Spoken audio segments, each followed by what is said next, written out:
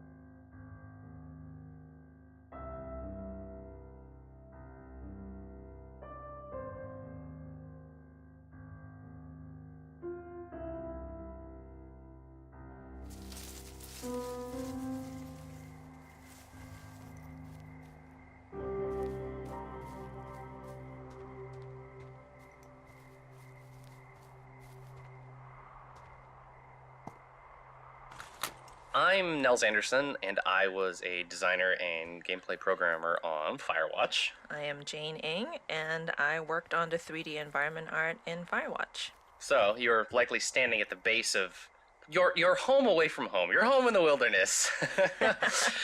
For all intents and purposes, more or less, this is basically just a real straight-up tower like they existed out in the woods, right? Yeah, I think it is Portland. There's somebody in Portland who was very good about archiving a lot of, blueprints about various type of fire lookouts of the state, and we got some, and that's how we started off building the Firewatch. The lookout tower, just by looking through how they were actually built. It's slightly taller than a real one, right? We had to make quite a bit of adjustments because, for example, the stairway you see here, normally fire lookout stairways are not on the outside, but for more interesting gameplay and views for the player, we opted to change that. But ultimately we still wanted the tower to feel like a real tower, so we had to figure stuff like, hey, how does the plumbing actually work?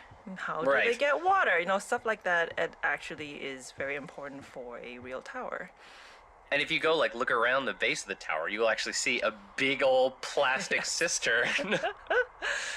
We are not a survival game of any sort, but it is important to make sure that all that stuff is actually thought out, so the space feels realistic. Right. You don't want someone playing the game being like, wait a minute, there's no how does this guy drink? How is he not dead? When I normally play video games, I'm always interested in stuff like, hey, where's the bathroom? Here we have the outhouse and you can go anywhere, but stuff like water is very important.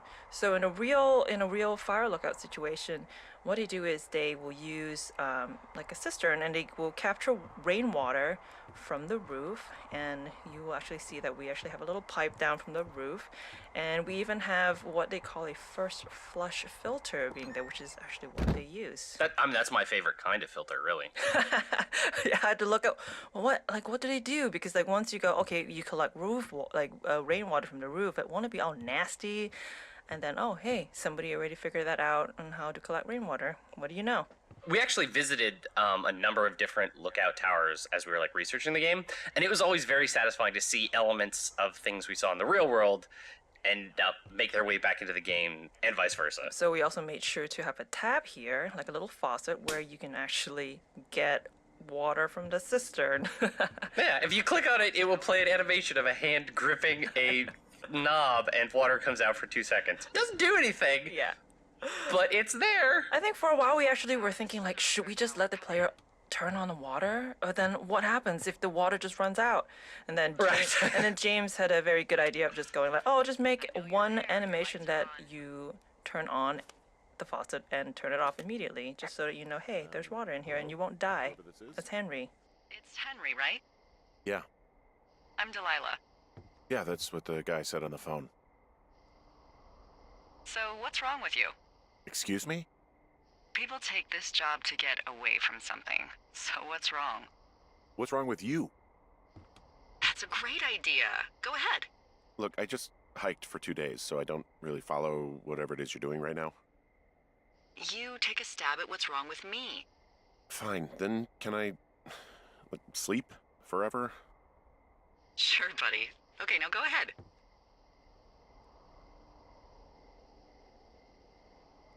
Okay, you're probably just rebelling against a mom who wishes you had given her grandkids, by the sound of your voice, at least 15 years ago.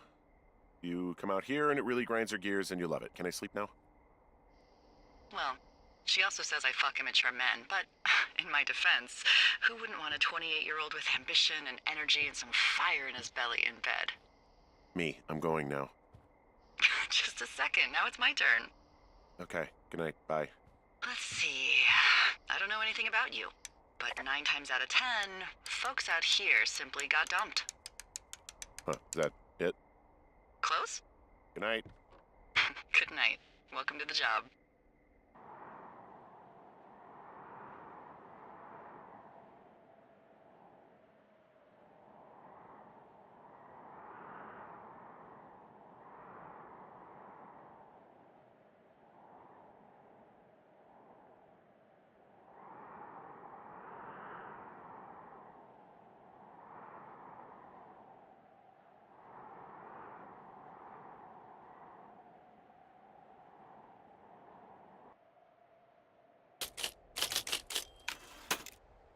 morning, Henry. Well, I guess good afternoon. You probably slept like a rock. Anyway, there's still a few hours of daylight to get some work in. I can see you at your desk, so call me when you're ready. Hey, sorry. Guess I slept in. You got a relaxing, 14 hours of sleep? Woo! Yeah, Jesus. I guess it's 6? 6:45. Whoops. Don't worry about it. That hike puts everyone out of commission for a day or two. But now that you're up, let me quickly get you acquainted with the job. There's a thing in the middle of your room with a round map on it. Do you see it? Okay, yeah, I see it. This is the Osborne Firefinder, invented in 1914 by W.B. Nels, it feels like you on the team did the most sort of digging about what the real job is like, what is in the actual space, and then checked us against reality when we kind of went off the reservation. I mean, in general, I really like doing research. That's sort of a thing I've enjoyed on all the projects I've worked on. So for this, a bunch of folks on the team read this great book called Fire Season by Philip Connors, which is kind of like a memoir-ish thing from this dude who still is an active fire lookout even today.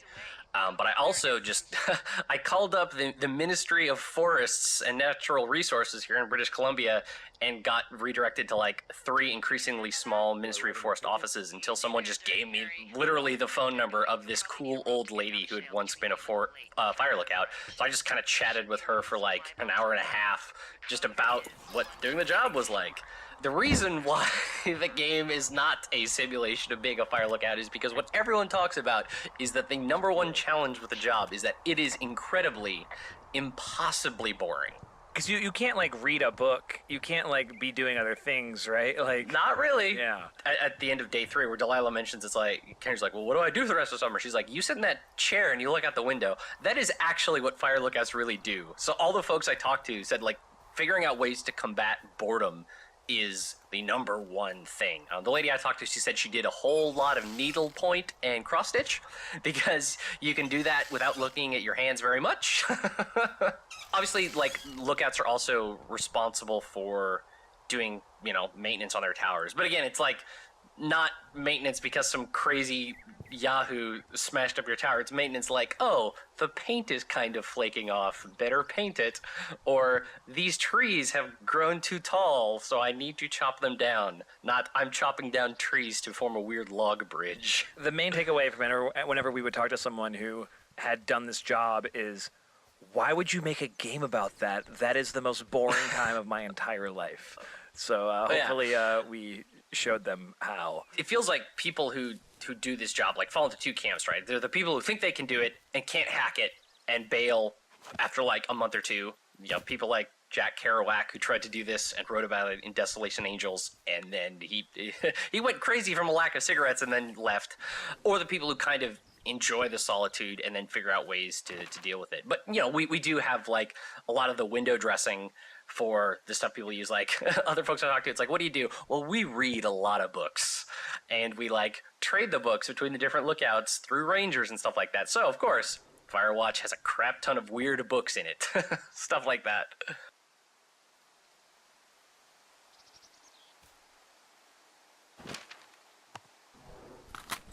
Hi there, it's Jake. And Chris again. Hey, so here we are in the cache box clearing, or at least I guess that's what we call it. There's a lot of cache boxes in Firewatch, but this was the first one that we placed into the game. For a long time, this was the cache box. It was the cache box, even though we knew we wanted to have more. This area was actually one of the first areas that we built out to any degree that looks like a piece of the world. It was a really good proving ground for us. Like when me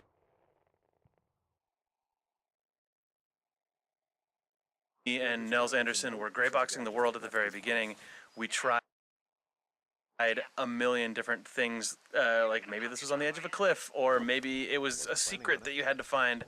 And I think it was Sean who suggested that he really wanted it to feel like a warm, sort of enclosed space, like you've stumbled onto a little glen and you want to stay there for a while, which I think makes sense because we wanted people to actually stop and poke around and have it not feel like the woods. This was an area with a lot of firsts.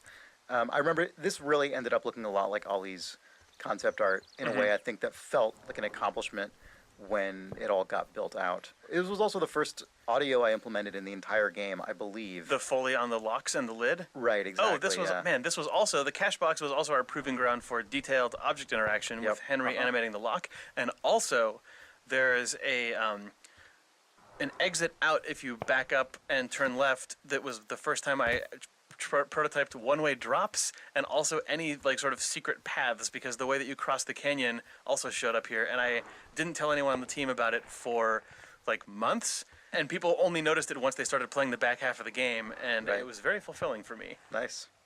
Cache box. Cashbox, land of firsts and secrets. That's the state. Jake, Oh, hey, Sean. you did a neat thing here in the game that I like a lot, which is when you make a dialogue choice with Delilah about what this dangerous hill should be called. It shows up on your map, and I like that a lot. Yeah, when we were putting the map system together, well, actually, the map weirdly was one of the latest things, one of the final things to come into the game as a fully fleshed out piece. But an upside of that is we built the map using a lot of tools we already had. For instance, the system that checks which things you haven't talked about, which things you haven't found in the game, use the same variable list as our speech system. So when I was putting this together, I realized, oh, not only can I put a mark down on the map when Henry finds it or talks about it, but I can totally look at the same tools we use for dialogue and figure out what the player said and put it on the map. And the end result felt really natural. I actually wish we'd gone a little deeper on it in the game, but I'm really happy with what's in there right now. Also, please name this shitty boss is going to get me killed, because that's objectively the best name for it. Is that your handwriting? Yeah, you got to cram that in there, but it's still readable.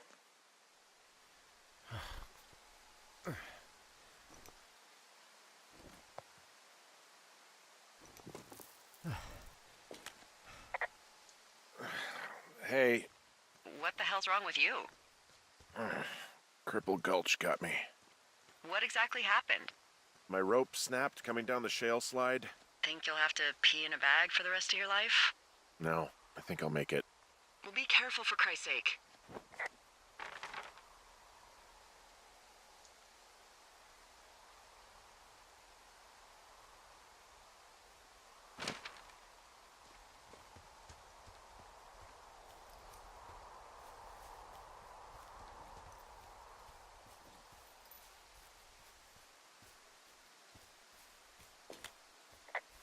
It is a hell of a nice camping spot down here by the lake. I haven't been down there in years, but yeah, Jones. Hi, this is Ollie Moss, and I was the art director on Firewatch. I'm Jane. Hi, Jane. Let's talk about this teen Let's talk party about this. zone. Let's talk about the Teen Zone.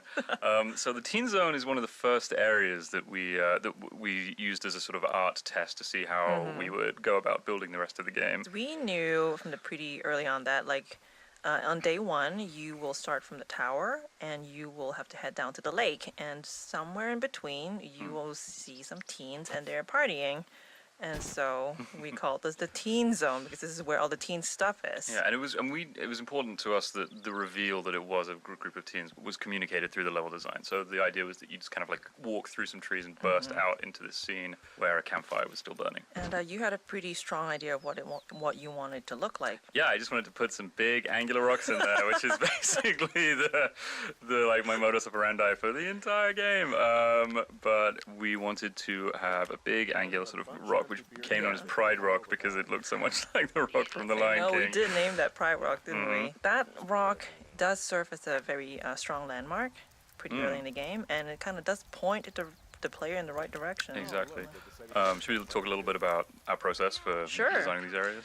So in the beginning, when we just have like no concept art, we will just mock it out with just gray, literally just gray boxes and a gray terrain, and then we will take screenshots and give it to Ollie to be like, please pretty this up, Ollie. Oh well, first of all, I'll do a terrible garbage sketch and pitch it to the team, and if people like the gist of it, then we'll go away and do a bit more of a detailed drawing, and then you would go. Yeah, we'll add in some more shapes, and then we just keep going back and forth with paint overs from Ollie. And then it's just a sort of tennis, really, just back and Yeah. forth between the two of us until everyone's happy with what we have. Yeah.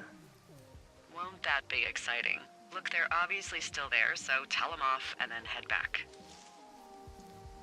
There are, panties? They're what? I don't want to say that word again. Why, 'cause you're 12?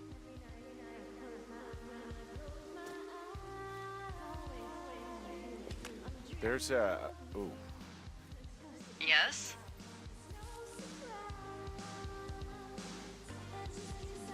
I found them in the lake. Skinny dipping. Yeah, there are 2 naked ladies out here. Can you handle that?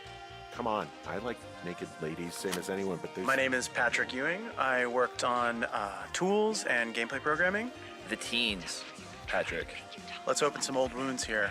This is like going back to like an old battleground and being like on these Exactly. hollowed grounds. Yeah, I bad died on things this hill. happened. I died on this hill.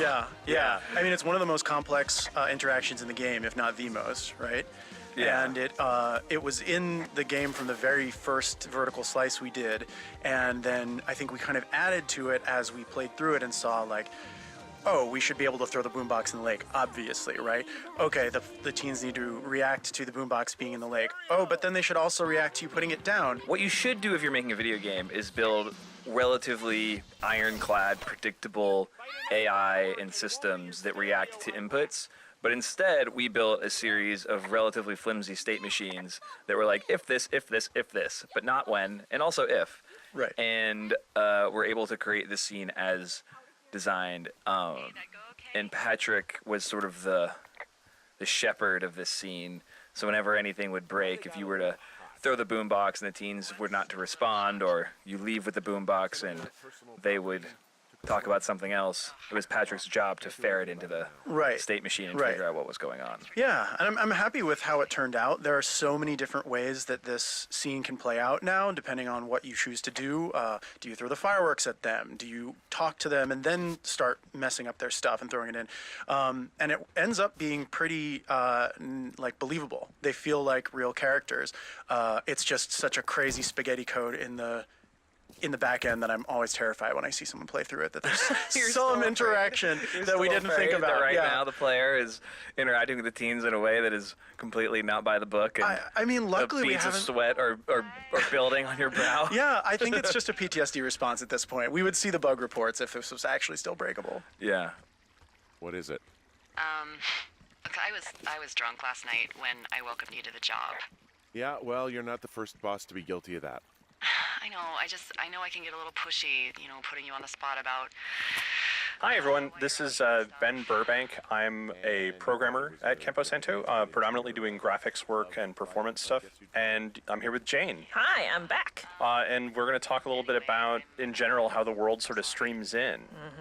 This is a big open world game. There are, like, what, tens of thousands of trees somewhere in there? Yeah, and we have how many chunks of the world that we stream in and out? There are 100 plus. Yeah, I think over 120. One of the big challenges with that was we have to remove parts of it when you're not looking at it, because video game consoles and computers don't like to draw things that aren't seen. Especially not a lot of trees. Yeah, it's a lot of work for that little graphics card to do, to try and draw all those that big forest. So the canyon's one of the spots where we have like obvious occlusion, where you can't see most of the world. So we unload like the tower hub. The tower that you see in the canyon is fake. It's a small fake version. Yeah. Which is a common trick. Yeah, so it's like a very low cost version of what it would actually be there. One of the biggest challenges for Jane and people building the levels was figuring out line of sight. So how far can you see? Like if you have a point where you can see entirely across the map, we had to be very careful about what is actually loaded and what's actually drawing. Yeah, so even though the canyon is pretty much a straight corridor, we had to put in some kinks in there. So, like right sort of in the middle, there's a little area where you have to go around a rock. This is so that we could make sure you won't be looking at the lake when we basically delete it out of the world. Yeah. The game also, it's sort of non-linear. Like there's a linear story going on, but there's the ability for the player to just go backwards. So we also had to keep in mind like reverse line of sight and things like that, which is a little different than a traditional action game or something. Yeah, it's kind of like a little puzzle game almost to figure out when we stream in and out things. So hopefully you don't notice any of it, because if you do, that's actually us not doing a great job. You probably will notice it though sometimes. I'm sorry about that.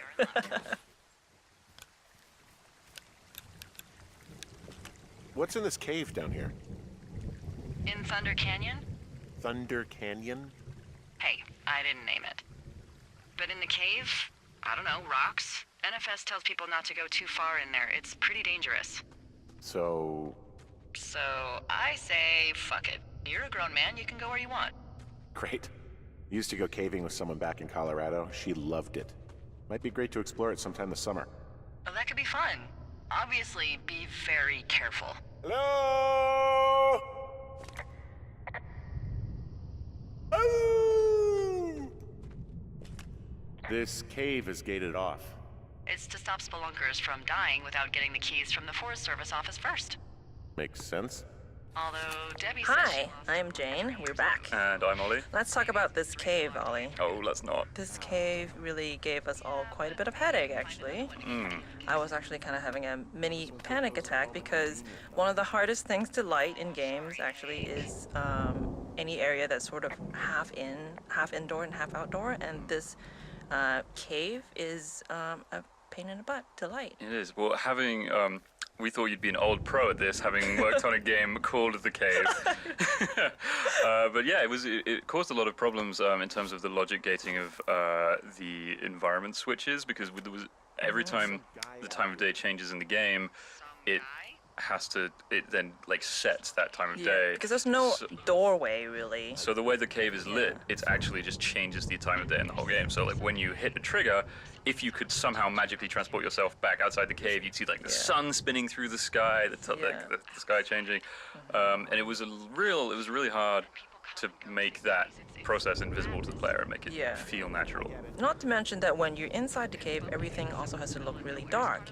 And we use a method called image-based lighting throughout the game.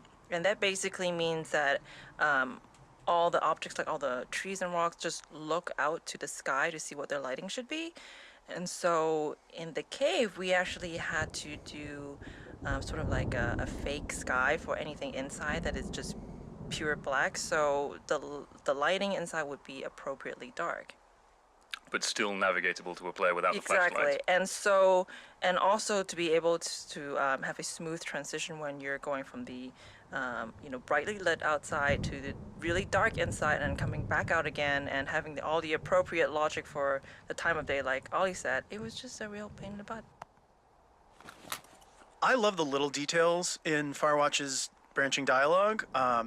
There are a lot of very subtle, hard to notice things that Sean put in while writing it that you really couldn't notice without multiple playthroughs, but they add up to this feeling that you're talking to real people who, just like real people, kind of echo back things you said earlier, who continue in jokes that have been established, et cetera, et cetera. And one of the subtlest that I don't think I even noticed till I was rewiring the game midway through is the spooky figure who you meet towards the end of day one. Spooky figure. If the teens call you a creep, Henry calls the guy who's putting a flashlight in his face a creep. Right. And he goes, "There's some guy out here creeping," or he says something like, "He's a creep out here." She's like, "A creep, Henry." He's like, Right. "Yeah, there's a guy who's spooking me out here. I don't like it." And I mean, I like doing stuff like that. I pay a lot of attention to the sort of infectiousness of language. Yeah. Especially in this office, someone will start using a turn of phrase that then I'll be at lunch with someone later, or I'll be out with Jake or whatever, and then I'll hear the phrase Theory crafting? through them, where it's like, like if somebody was saying, "Oh, there was a total creep outside at the bus stop," then it wouldn't be long, like 18 hours later, it would be totally conceivable to hear Jake be like, "Oh yeah, that guy's kind of a creep. I don't know if we should have him by or whatever." Yep. And I'd be like, "Man, okay, like that word is now like bubbling along the surface of our social network here." Mm-hmm. And people are like that. People are weird, sort of like passive, like non-participatory